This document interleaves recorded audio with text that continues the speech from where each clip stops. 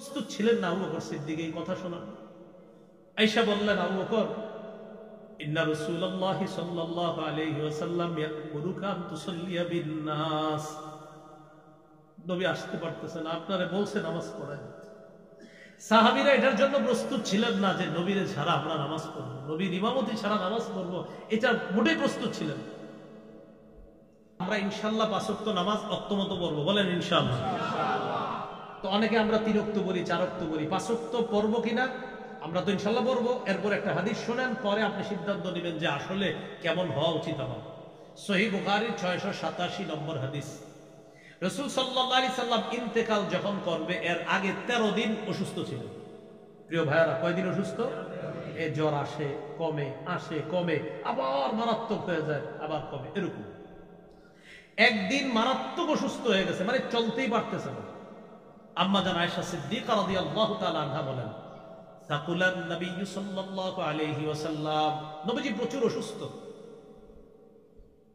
নবীজি প্রশ্ন করলেন, আচ্ছা সাহাবীরা নামাজ পড়ছে? শুনেন, নবীজি প্রশ্ন করছে, আচ্ছা সাহাবীরা কি নামাজ পড়ছে? কোন নামাজ? এশার নামাজ। বলেন তো কোন নামাজ? এশার নামাজ। তো ঘর থেকে জবাব দেওয়া হলো, লা ইয়া রাসূলুল্লাহ ইয়ান্তাজিরুনা লাক, তারা আপনার অপেক্ষা আছে। নবীজি বললেন, আমার অপেক্ষা আছে? হ্যাঁ। দাউলি ফিল মিখদাব, আচ্ছা আচ্ছা এক কাজ করো, পানি দাও আমারে, গোসল করব। নবীজিকে পানি দিলেন।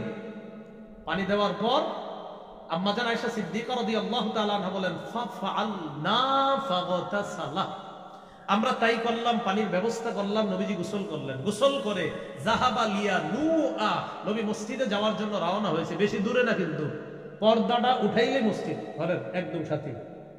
নবীজি এতটুকু যাবে, এই মুহূর্তে ফাউগমিয়া আলাইহি, বেহুশ হয়ে গেছে, বেহুশ হয়ে গেছে। সুম্মা আফাকা, একটু পর হুশ ফিরে আসছে। হুশ ফিরে আসার পর আল্লাহ নবী আবার প্রশ্ন করলেন, আসাল্লান নাস, সাহাবীরা নামাজ পড়ছে কিনা? ঘর থেকে জবাব দেওয়া হলো, লা ইয়া রাসূলুল্লাহ হুম ইয়ান্তাজিরুনা লাকা, হুজুর তারা নামাজ পড়ে নাই, আপনার অপেক্ষা আছে। নবীজি আবার বললেন, দাউলি ফিল মিখদাব, আবার পানি দাও। আবার পানি দিছে, আবার আল্লাহ রাসূল ফাগতাসালা, গোসল করছে, পুরা শরীর ভালোভাবে ধৌত করছে, যেন ওই বেহুশির ভাবটা চলে যায় পরিপূর্ণভাবে। আবার আল্লাহ রাসূল বেহুশি ভাব দূর করার যথাসাধ্য চেষ্টা করে যাহাবালিয়া নুআ, আবার মসজিদে যাওয়ার জন্য রওনা করলেন। ফাউগমি আলাই, আবার বেহুশ হয়ে গেছে, এক কাছে একদম কাছে বেহুশ হয়ে গেছে। সুম্মা আফাকা, আবার হুশ ফিরে আসছে। হুশ ফিরার সাথে সাথে বললেন, আসাল্লান নাস, সাহাবীরা নামাজ পড়ছে? জবাব দেওয়া হলো, লা ইয়ান্তাজিরুনা লাকা, হুজুর নামাজ পড়ে নাই, আপনার অপেক্ষা আছে। নবীজি বললেন, দাউলি ফিল মিখদাব, আবার পানি দাও। আবার আমরা পানি দিলাম। আবার আল্লাহর নবী ফাগতাসালা, ভালোভাবে শরীরটা ধৌত করলেন, বেহুশি ভাব দূর করার যথাসাধ্য চেষ্টা করলেন। যাহাবা লিয়ানুআ, আবার মসজিদে রওনা করলেন। ফাউগমি আলাইহি, আবার বেহুশ হয়ে গেলেন। কয়বার? ৩ বার বেহুশ হয়ে গেলেন। সুম্মা আফাকা, আবার হুশ ফিরে আসছে। আবার প্রশ্ন করলেন, আসাল্লান নাস, সাহাবীরা নামাজ পড়ছে? জবাব দেওয়া হলো, লা ইয়া রাসূলুল্লাহ, নামাজ পড়ে নাই। প্রিয় মুসলমান, আপনার নামাজের দাওয়াত দিলে কয়, আজকে না কালকে, লুঙ্গিটা ভালো না কালকে। হাবিব বেহুশি ভাব দূর করার চেষ্টা করতেছে, ৩ বার নামাজে যাওয়া, যে বেহুশি ভাবটা যাক যাক, আমি নামাজে যাব। আর আমি আপনি জবাব দিচ্ছি, আজকে না কালকে, লুঙ্গিটা ভালো না কালকে, কারণ কালকে যে আপনি বাঁচবেন আপনি তো শিওর। নাউজুবিল্লাহ। আর কিভাবে বললে নামাজ ধরবেন বলেন? সর্বশেষ পায়ে ধরতে পারি, মন চাইলে হুজুরের সামনে যদি বলেন পায়ে ধরতে, সেটাই ধর্ম পায়। আপনি যদি আমার পায়ে ধরার কারণে নামাজি হয়ে যান, এটা তো সমস্যা নেই, আসেন পায়ে ধরি, ভাই নামাজি হয়ে যান। এই হাদিস যখন আমি পড়ি, আমি অবাক হয়ে যাই যে রাসূল সাল্লাল্লাহু আলাইহি ওয়াসাল্লাম আগে পরে যার কোনো গুনাহ নাই, ৩ বার বেহুশ হয়ে যাইতেছে, আবার পানি আনায়, আবার শরীরটা ধৌত করে বেহুশি ভাব দূর করার জন্য। শেষে আর উঠতে পারতেছিলেন না, লোক পাঠায় দিছে, আবু বকরকে একটু বলো নামাজ পড়ায় দিতে। ফাতাহুর রাসূল, দূত আসছে। এই রাসূল মানে দূত আসছে, সংবাদ বাহক আসছে। আবু বকর সিদ্দিক রাদিয়াল্লাহু তাআলা আনহুকে আয়েশা বলছে, প্রস্তুত ছিলেন না আবু বকর সিদ্দিক এই কথা শোনার। আয়েশা বললেন, আবু বকর, ইন্না রাসূলুল্লাহি সাল্লাল্লাহু আলাইহি ওয়াসাল্লাম ইয়া'মুরুকা আন তুসাল্লিয়া বিন-নাস। নবী আসতে পারতেছেন, আপনারে বলছে নামাজ পড়ায়। সাহাবীরা এটার জন্য প্রস্তুত ছিলেন না যে নবীরে ছাড়া আমরা নামাজ পড়ব, নবীর ইমামতি ছাড়া নামাজ পড়ব, এটা মোটেই প্রস্তুত ছিলেন। ওয়াকানা আবু বকর রাজুলান রাকীকা, মনটা খুব নরম ছিল আবু বকর সিদ্দিক রাদিয়াল্লাহু তাআলা আনহু, জানেন আপনারা নরম মানুষ। তিনি সাথে সাথে বললেন, আমি পারব। ওমর ফারুক রাদিয়াল্লাহু তাআলা আনহুকে বললেন, ওমর সাল্লি বিন-নাস, আল্লাহর রাস্তায় আপনি একটু নামাজ পড়ান। ওমর ফারুক বলে, আমি পারব না। আনতা আহাক্কু বিযালিক, আপনি বেশি যোগ্য, আপনি পড়ান।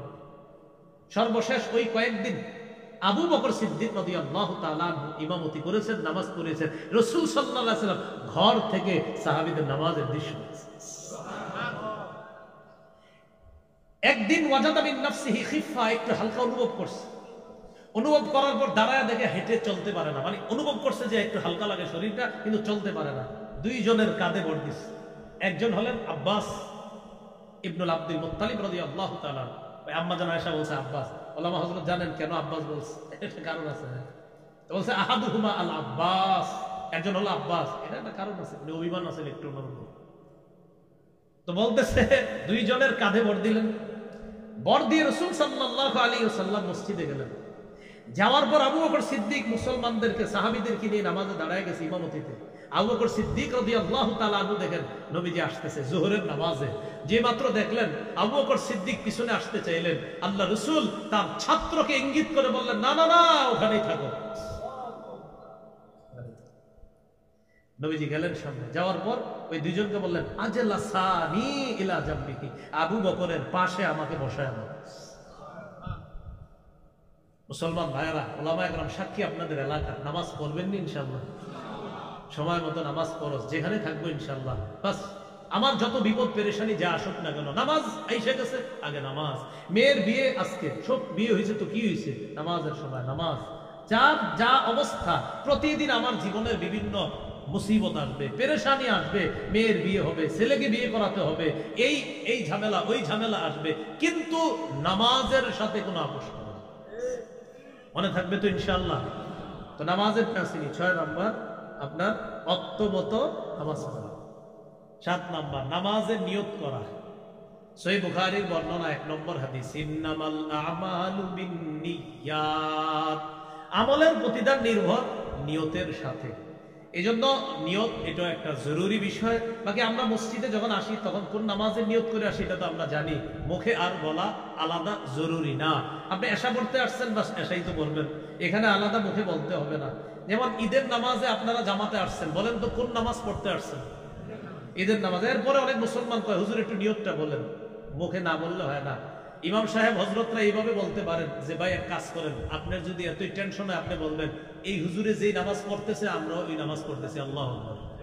ইমাম সাহেব যেই নামাজ পড়ে আমি ওই নামাজ পড়ি, আল্লাহু আকবার। তো ইমাম সাহেব ঈদের নামাজে কি মাগরিব পড়ে না? ঈদ অনেকে আছে বেচারা ভাবে কি আমার মনে নামাজ হইব না, তো আপনি সর্বশেষ এইভাবে বললেন, আল্লাহ ইমাম সাহেব এখন যে নামাজটা পড়বে আমি ওই নামাজ পড়ব, আল্লাহ। শেষ। এই হলো নিয়ত করা। ইন্নামাল আমালু বিন্নিয়াত, আমলের প্রতিদান নিয়তের সাথে। আলোচনা শেষ হয়নি, মনে আছে নামাজ কায়েম করার মৌলিক কয় কথা? 6 কথা। 1 নম্বর গেল পূর্ববর্তী শর্তগুলো গুরুত্ব দেওয়া। 2 নম্বর আল মুহাফাজাতু আলা রুকুই ওয়াস সুজুদ, রুকু সেজদার প্রতি গুরুত্ব দেওয়া। এখানে গুরুত্বপূর্ণ কথা আছে। সহিহ বুখারীর 757 নম্বর হাদিস, হাদিসের বর্ণনাকারী আবু হুরায়রা রাদিয়াল্লাহু তাআলা তিনি বলেন, আন্না রাসূলুল্লাহ সাল্লাল্লাহু আলাইহি ওয়াসাল্লাম দাখালাল মাসজিদা, নবীজি মসজিদে প্রবেশ করলেন। ওয়া দাখালা রাজুলুন ফাসাল্লা ফাসাল্লামা আলা রাসূলিল্লাহ সাল্লাল্লাহু আলাইহি ওয়াসাল্লাম, এক ব্যক্তি মসজিদে আসছে, আসার পর তিনি নামাজ পড়লেন। নামাজের সালাম ফিরানোর পর আল্লাহ নবীকে সালাম দিলেন। আমি আবার বলছি, নবীজি মসজিদে বসা, এক ব্যক্তি মসজিদে ঢুকছে, নামাজ পড়ছে। নামাজ পড়ার পর আল্লাহ নবীকে সালাম দিচ্ছে। সালাম দেওয়ার পর নবী সালামের জবাব নিলেন। ফারাদ্দা, নবী সালামের জবাব নিলেন। সালামের জবাব দেওয়ার পর আল্লাহ নবী বললেন ইরজি ফাসাল্লি ফাইন্নাকা লাম তুসাল্লি, তুমি আবার যাও নামাজ পড়ো, তুমি নামাজ পড়ো নাই। ওই বেচারা কি নামাজ পড়ে নাই? পড়ছে, কিন্তু নবীজি কি বলছেন? তুমি নামাজ পড়ো না। ফারাজা ইউসাল্লি কামা সাল্লা, লোকটা গিয়েছে আবার নামাজ পড়ছে, আগে যেমন পড়ছে তেমন, আবার আসছে আসসালামু আলাইকুম। নবীজি সালামের জবাব দিয়েছে, জবাব দেওয়ার পর বললেন ইরজি ফাসাল্লি ফাইন্নাকা লাম তুসাল্লি, তুমি যাও আবার নামাজ পড়ো, তুমি নামাজ পড়ো নাই। কয়বার হলো? আবার ওই লোকটা গেলেন, আবার নামাজ পড়লেন, নামাজ পড়ার পর সালাম ফিরিয়েছে, সালাম ফিরানোর পর আল্লাহ নবীর কাছে আসছে, আসার পর আবার সালাম দিচ্ছে। নবীজি সালামের জবাব দেওয়ার পর আল্লাহ নবী বললেন ইরজি ফাসাল্লি ফাইন্নাকা লাম তুসাল্লি সালাসান, নবী তিনবার কথাটা বললেন, তুমি আবার যাও নামাজ পড়ো, তুমি নামাজ পড়ো নাই।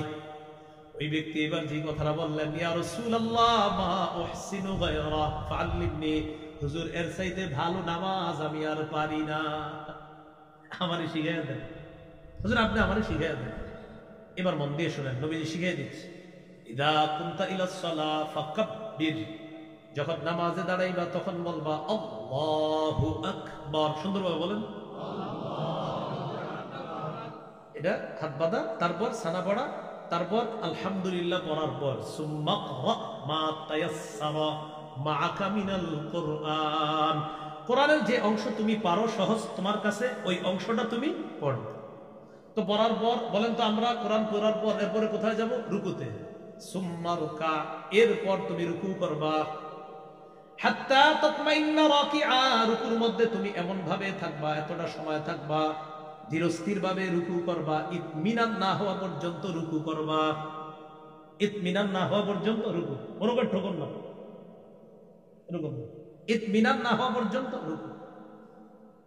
জামাত ধরার জন্য অনেকে সুন্নত করে এসে আল্লাহু আকবার সুন্নত করতেছে, তো ইমাম সাহেব জামাত দাঁড়ায় গেছে, তখন উনি রুকু আর সিজদার বিচার বাড়ায় দেয়, আল্লাহু আকবার জামাত দাঁড়ায় গেছে, না না না এটা করেন না, নাউজুবিল্লাহ। কি করে আপনার ওই যে ইমাম সাহেব দাঁড়ায় গেছে জামাতে, তো জামাত ধরার জন্য উনি ওনার নামাজের পুরো একদম রকেটের গতি বানাই দিচ্ছে। এগুলো আমরা করবো না, বলেন ইনশাআল্লাহ এগুলো করবো না, এটা সঠিক কাজ না। নবীজি বললেন হাত্তা তাতমাইন্না রাকিআ, ধীরস্থির ভাবে রুকু করবা। সুম্মা রুফা, এরপর মাথা উঠাবা। হাত্তা তা'তাদিলা কাইমা, সোজা হয়ে দাঁড়াবা।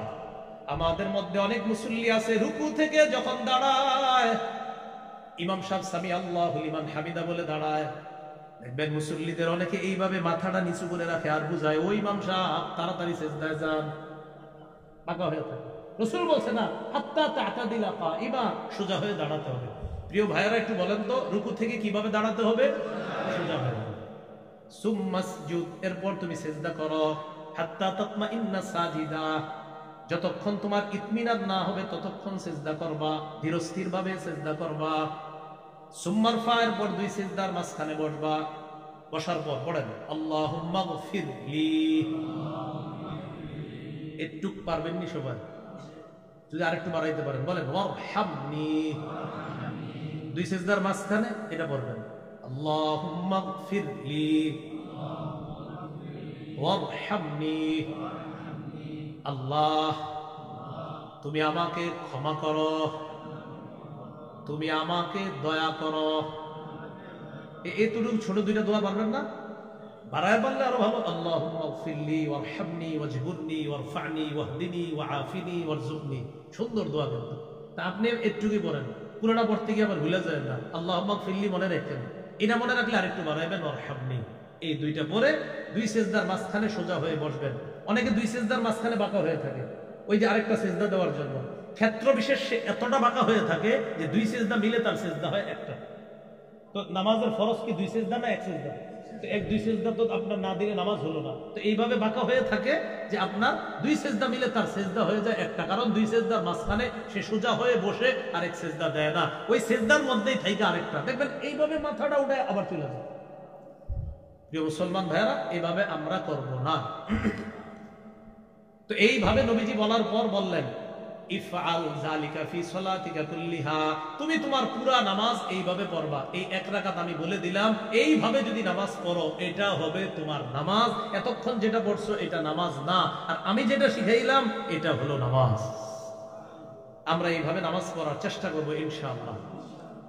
এবার বলেন নফল নামাজে, বলেন নফল নামাজে তুলনামূলক একটু লম্বা সময় দাঁড়িয়ে থাকবো, লম্বা কেরাত করব, পাশাপাশি লম্বা রুকু করব, লম্বা সিজদা করব। নফল নামাজে দাঁড়াবো লম্বা সময়, ইয়াসিন সূরা বললেন যে বা আপনারা যিনি পারেন একটু বড় বড়, আপনাদের মধ্যে অদ্দোহা যিনি পারেন এটা আলাম তারার চেয়ে অনেক বড়, বা আম্মা ইয়াতাসাআলুন যিনি পারেন এটা অদ্দোহার চেয়ে বড়, ওয়াশ-শামসি ওয়াদুহাহা অনেকে পারেন, ওয়াল লাইলি ইযা ইয়াগশা অনেকে পারেন, একটু বড় বড়। তো আপনি বললেন রুকুটা একটু দেরি করলেন, সিজদা একটু দেরি করলেন, কেন করবেন? আজীব একটা হাদিস শুনেন, সহিহুল জামে 1671 নম্বর হাদিস। আব্দুল্লাহ ইবনে ওমর রাদিয়াল্লাহু তাআলা আনহুমা তিনি একদিন এক যুবককে দেখে নফল পড়তেছে। রাআ আব্দুল্লাহ ইবনে ওমর রাদিয়াল্লাহু তাআলা আনহুমা ফাতান ইউসাল্লি, আব্দুল্লাহ ইবনে ওমর রাদিয়াল্লাহু তাআলা আনহুমা দেখলেন এক যুবক নামাজ পড়তেছে। নামাজের মধ্যে কদ আতালাল কিয়ামা, ওই ছেলেটা নামাজের মধ্যে লম্বা সময় দাঁড়ায় আছে, তবে রুকু এত লম্বা করে না, সিজদা এত লম্বা করে না। দাঁড়ায় আছে লম্বা, কিন্তু রুকুটা তুলনামূলক কম করতেছে, সিজদাটা তুলনামূলক তাড়াতাড়ি করতেছে। বাকি নামাজ কিন্তু হয়ে গেছে, নামাজ যে হয় না এমন না। তো আব্দুল্লাহ ইবনে ওমর বললেন আইয়ুকুম ইয়ারিফু হাযা, আচ্ছা তোমাদের মধ্যে তাকে কেউ চিনো? একজনে বললেন আরিফুহু, আমি তাকে চিনি। আব্দুল্লাহ ইবনে ওমর রাদিয়াল্লাহু তাআলা আনহু বললেন লাউ আরাফতুহু, আমি যদি তাকে চিনতাম, আমারতুহু আইয়ুকসিরার রুকুআ ওয়াস সুজুদা, আমি তাকে বলতাম যেমন সে লম্বা সময় দাঁড়ায়া থাকে এমন ভাবে সে যেন রুকু সিজদাগুলোও একটু লম্বা সময় করে। আমি পার্সোনাল তাকে চিনলে এটা বলতাম। আর আপনাদের প্রশ্ন, রুকু সিজদা কেন লম্বা দেরি করবে? আব্দুল্লাহ ইবনে ওমর যে কথাটা বললেন এই কথাটা নোটিশ করেন, এই কথাটা মনে রাখবেন সারা জীবন, মা বোনদেরকেও জানায়া দেন। দেখেন কি বলে আব্দুল্লাহ ইবনে ওমর বলেন, আমি আল্লাহর নবীকে বলতে শুনলাম ইন্নাল আবদা ইযা কামা ইলাস সালাহ, বান্দা যখন নামাজের মধ্যে দাঁড়ায়, উতিয়া বিজুনুবিহি কুল্লিহা ফাউদিআত আলা আতিকাই, বান্দা যখন নামাজের মধ্যে দাঁড়ায় বান্দার যত গুনাহ আছে এই গুনাহের স্তূপ করে তার দুই কাঁধের মধ্যে দিয়ে দেওয়া হয়। বান্দার যত গুনাহ আছে এই গুনাহগুলা তার দুই কাঁধের মধ্যে দেওয়া হয়। দেখেন আল্লাহু আকবার, নামাজে দাঁড়াইলাম, নবী বলেন বান্দা যখন নামাজে দাঁড়ায় গুনাহগুলা তার দুই কাঁধের মধ্যে দিয়ে দেওয়া হয়। ফাকুল্লামা রাকাআ আও সাজাদা তাসাকাতাত আন, যখন বান্দা রুকু করে সিজদা করে, রুকু যত লম্বা হবে সিজদা যত লম্বা হবে তার ওই গুনাহগুলা ঝরার পরিমাণ তত বেশি হবে। তাসাকাতাত আন, গুনাহ ঝরতে থাকে। হ্যাঁ, এটা আশ্চর্য হাদিস শুনেন, গুনাহ ঝরতে থাকে। সহিহুল জামে 1671 নম্বর হাদিস বলতেছে বান্দা যখন নামাজে দাঁড়ায় তখন তার উতিয়া বিজুনুবিহি কুল্লিহা, সবগুলা গুনাহ একত্রিত করে উদিআত আলা আতিকাইহি, তার দুই কাঁধের মধ্যে রাখা হয়। তাসাকাতাত আনহু, ওই ব্যক্তি যখন কুল্লামা রাকাআ আও সাজাদা, যখনই রুকু করে যখনই সিজদা করে তার গুনাহগুলা তখনই ঝরে পড়তে থাকে। আব্দুল্লাহ ইবনে ওমর রাদিয়াল্লাহু তাআলা আনহু বলেন, বাহারে আমি যদি তারে চিনতাম বলতাম রুকুটাও একটু লম্বা করবা, সিজদাটাও লম্বা করবা, কেন? তাহলে তোমার গুনাহগুলো একটু বেশি বেশি পড়বে। ভাই কথাগুলো বুঝে আসছে?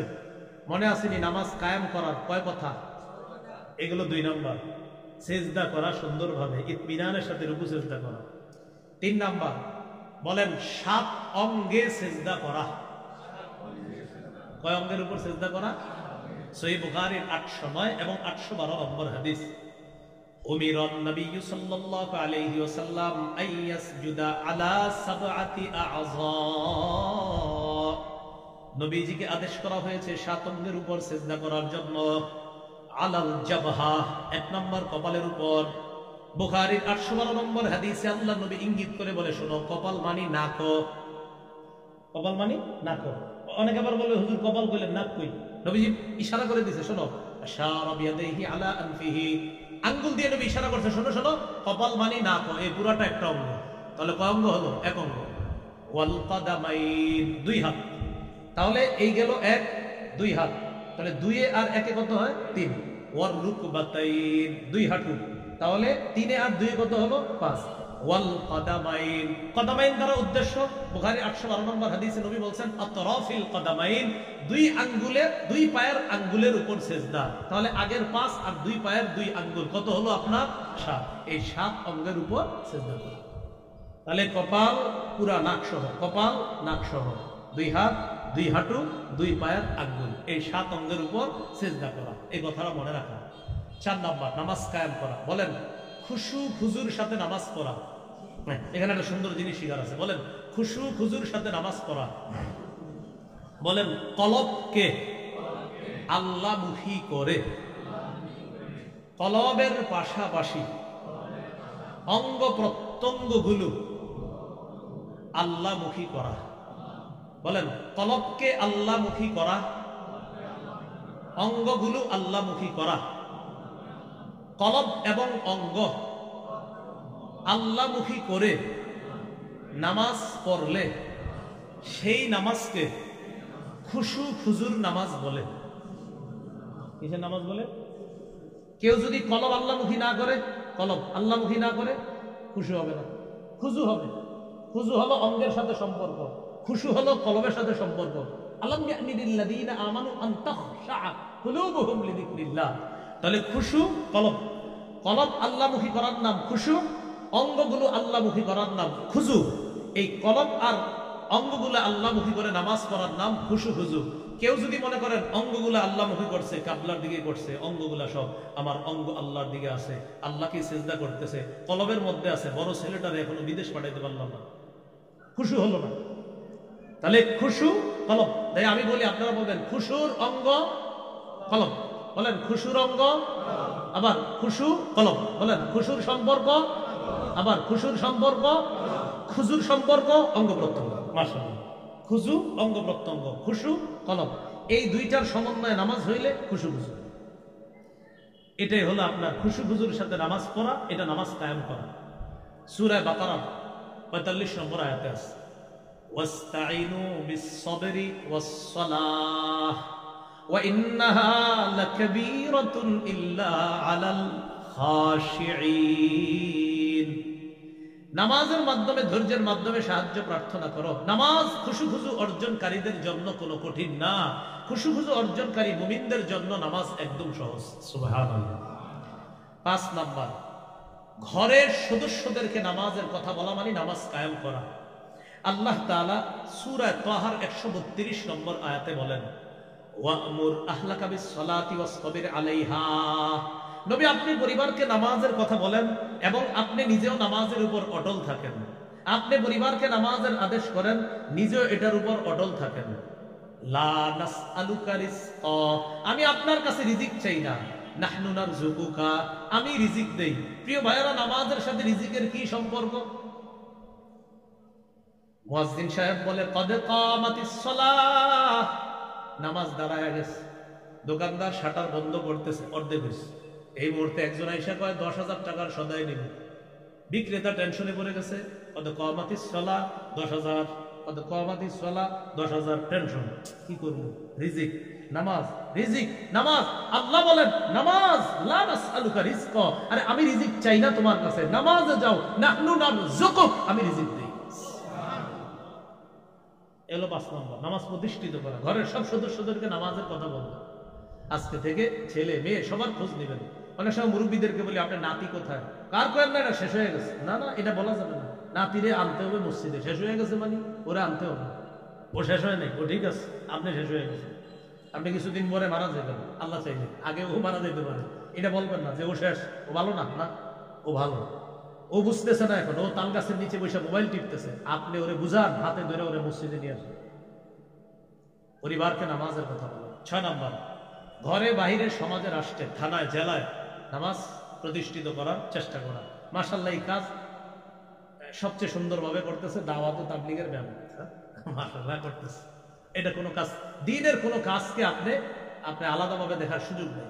মাদ্রাসার কাজ, এটাও দাওয়াত। তাবলীগের কাজ, এটাও দাওয়াত। হক্কানি পীর মাশায়েখ যারা, তাদের কাজ, এটাও দাওয়াত। কোরআনের এই মাহফিল, এটাও দাওয়াত। পার্সোনাল ভাবে কেউ কাউকে বললো ভাই নামাজে চলো, এটাও দাওয়াত। কেউ কাউকে বললো তুমি টিভিতে অশ্লীল কিছু দেখো না, এটাও দাওয়াত। তো সমাজে, বাহিরে, রাষ্ট্রে সব জায়গায় নামাজ প্রতিষ্ঠিত করার চেষ্টা করা। এবার আমার সাথে বলেন, বলেন রাষ্ট্রে নামাজ প্রতিষ্ঠিত করার দায়িত্ব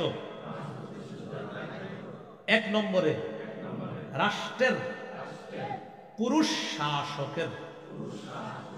রাষ্ট্রে নামাজ প্রতিষ্ঠিত করার প্রথম এই দায়িত্বটা কার? আমাদের দেশে এখন যিনি পুরুষ শাসক আছে ডক্টর মোহাম্মদ ইউনূস সাহেব, ওনার প্রথম কাজ হলো নামাজ প্রতিষ্ঠিত করা রাষ্ট্রীয়ভাবে। দলিল সূরা হজের 41 নম্বর আয়াতে আল্লাহ বলেন, আল্লাযীনা ইম্মাক্কান্নাহুম ফিল আরদি আকামুস সালাহ ওয়া আতাউয যাকাহ ওয়া আমারু বিল মা'রুফি ওয়া নাহাউ আনিল মুনকার। আমি যাদেরকে রাষ্ট্রীয় ক্ষমতায় বসাই তাদের মৌলিক কাজ চারটা। বলেন, রাষ্ট্রীয় ক্ষমতায় যাকে বসাই তার মৌলিক কাজ কয়টা? এক নম্বর আকামুস সালাহ, নামাজ কায়েম করবে। দুই নম্বর আতাউয যাকাহ, যাকাত আদায় করবে। এই যাকাত দ্বারা উদ্দেশ্য রাষ্ট্রে এমন ভাবে যাকাতের প্রচার প্রসার ঘটাতে হবে যেন যাকাতের চাপায় সুদ বন্ধ হয়ে যায়। যাকাতের চাপায় সুদীরা টেনশনে বেড়ে যাবে, সর্বনাশ। ঘটনা কি? কেউ এখন টাকা নেয় না সুদে, ওই যে যাকাত দেয় সবাই ঠিক মতো, টেনশনে বেড়ে যাবে। যেমন গরিব মানুষকে আপনি যখন যাকাত দিবেন ঠিক মতো, গরিব আর ঋণ করতে যাবে না সুদে, তখন বলবে সমস্যা। ঘটনা কি? আমরা তো টেনশনে আছি। কেন ভাই? সুদের কারবার চালাইতে পারতেছি না। ওহো, ঘটনা কি? ঘটনা হলো রাষ্ট্রীয়ভাবে যাকাতের বিধান চালু হয়ে গেছে, তো এই জন্য সালাম দাও, সুদি কাজ কারবার এই দেশে আর চলবে না, কারণ রাষ্ট্রে এখন যাকাত রাষ্ট্রীয়ভাবে। এটা যদি করা যায় সুদ অটোমেটিক সালাম দিয়ে বিদায় নেবে, বলবে যাকাত তুমি ভালো থাকো, আমি চলে যাই। তিন নাম্বার আমারু বিল মারুফ, সৎ কাজের আদেশ করবে। চার নাম্বার অনাহাউ আনিল মুনকার, অসৎ কাজ থেকে নিষেধ করবে। এই হলো আপনার নামাজ কায়েম করার 6টি ব্যাখ্যা দিলাম। মনে আসেনি? কি মনে আছে? কোন সূরার আয়াত শুরু করছিলাম? সূরা আনকাবুতের 45, সামান্য 2টা অংশ। উতলু আকিম, নবী তেলাওয়াত করেন, নামাজ কায়েম করেন। তেলাওয়াত হলো, নামাজ হলো। তেলাওয়াত এবং নামাজ। আরেকটা কথা আমরা বলছিলাম, 3টা অভ্যাস নিয়মিত করব। তেলাওয়াত, নামাজ, কিছু দান সদকা। আল্লাহ তাআলা আমাদের সকলকে যে কথাগুলো শুনলাম বললাম নিজেদের জীবনে, সমাজে, ঘরে, রাষ্ট্রে, সর্বত্র যেন কায়েম করতে পারি।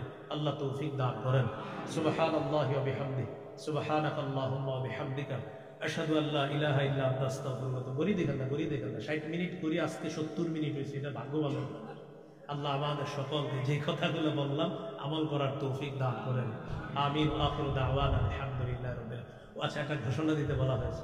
মিম্বরের আমানত 6 নম্বর খণ্ডে এই আজকের আলোচনাটা পাবেন। 6 নম্বর খণ্ডে মিম্বরের আমানত 6 নম্বর খণ্ডে আজকের আলোচনাটা আরো বিস্তৃত ব্যাপক আকারে পাবেন। ওখানে নামাজের গুরুত্ব, উপকারিতা সম্পর্কে আলাদা আলোচনা আছে।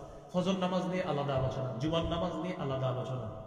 মিম্বরের আমানত যাদের সংগ্রহে আছে আপনারা 6 নম্বর খণ্ডে দেখে নেবেন, পুরাটা আলোচনা পাবেন। যাদের সংগ্রহে নাই আপনারা কষ্ট করে একটু টাকা পয়সা খরচ করে সংগ্রহ করে নিন।